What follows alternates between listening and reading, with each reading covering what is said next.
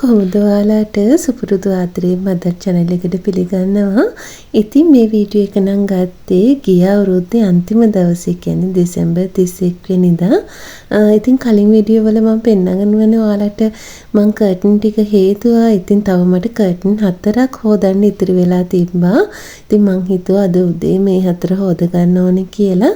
ඉතින් කලින් කර්ටන් ටික මං ඔයාලට මතක නම් මං හේතුවේ අතින් ඒ වුණාට මොකද මේක මට වොෂින් මැෂින් දාගන්න ක්‍රමයක් තිබුණ නැති හින්දා ඒත් මම Facebook page එක දැක්කා. මට මේ page එකේ නම නම් මතක නෑ. මෙන්න මේ කර්ටන් වල තියෙන රින්ග්ස් වලට මේ විදිහට පොඩි ලණුවක් හරි මොකක් හරි නූලක් හරි දාලා ඒ ටික ඔක්කොම එකට අල්ලලා ගැට ගහලා මෙන්න මේ විදිහට වොෂින් මැෂින් එකට දාගන්න පුළුවන් කියලා. ඉතින් ඔන්න මම අද ඉස්සර වෙලාම ඒකත් හදා බැලුවා. ඇත්තටම හොඳයි. ඔක්කොම ටික ඔක්කොම හරිම ලේසියට හොද ගන්න පුළුවන් වුණා. ඉතින් ඔන්න පුරුදු විදිහටම අද චූටි පුතා තමයි මට මේ වැඩේට උදව් කරේ. ඊට පස්සේ ඒ ටික හේදෙන්න දාලා මම ඉක්මනට කැම ටික හදාගත්තා. මොකද අද ටිකක් වැඩි දවසක් හින්දා අද ඉතින් සෝයා එකක් තමයි හදන්නේ. අල ටිකකුත් දාලා බත් එක්කේම ස්ටීමර් එක උඩ අල ටිකක් තැම්බෙන්න තියලා සෝයා ටිකක් තැම්බෙන්න ලිපුඩින් තියාගෙන ආවේ කොටු කර ටිකක් කඩා ගන්න. කැරට් ටිකක් දාලා බබාලට කොටුකට සම්බෝලයක් හදලා දෙන්න ඕනේ කියලා හිතුණා.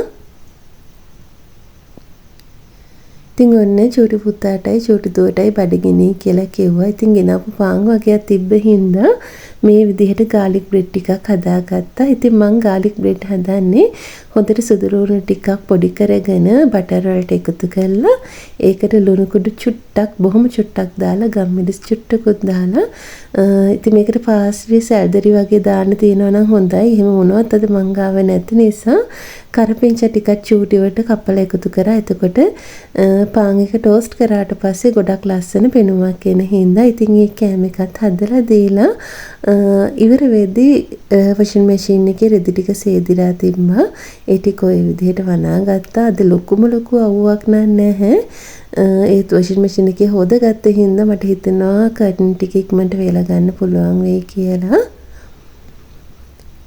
ඉතින් දවල්ට උයලා ඒ වැඩ ටික ඉවරුණායින් පස්සේ ඔන්න චූටි පුතා කිව්වා යාර ජෙලි එකක් හදලා ඕනේ කියලා. ඉතින් දැන් ඒක කරගන්න තමයි මම මේ ලෑස්ති වෙන්නේ. ඉතින් මේ මෝතා එකේ ජෙලි එක තමයි මට නම් රසම.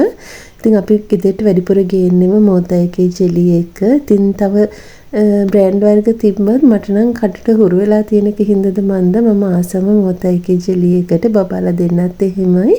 ඉතින් ඔන්න ඔය විදිහට ජෙලි එකත් හදාගත්තා. නිමනට පස්සේ තමයි මම ඒක ෆ්‍රිජ් එකෙන් දාගත්තේ. ඉතින් මේ වෙලාවෙදී නම් අවුව ටිකක් වැටිලා තිබුණා. ඊට පස්සේ හවස් වරුවේ කෑම හැම කාලා ගෙදර චුට්ටක් අස් කරගෙන ඉවර වෙලා මම මේ විදිහට කේක් එකකුත් හදාගත්තා. අර ඔයාලා කලින් දැක්කේ මම ලෑස්ති වුණා මුංගුලි ටිකක් හදාගන්න. ඉතින් ඒක නම් හදපු ගමන් අපේ චූටි පුතයි චූටි දුවයි කෑවා.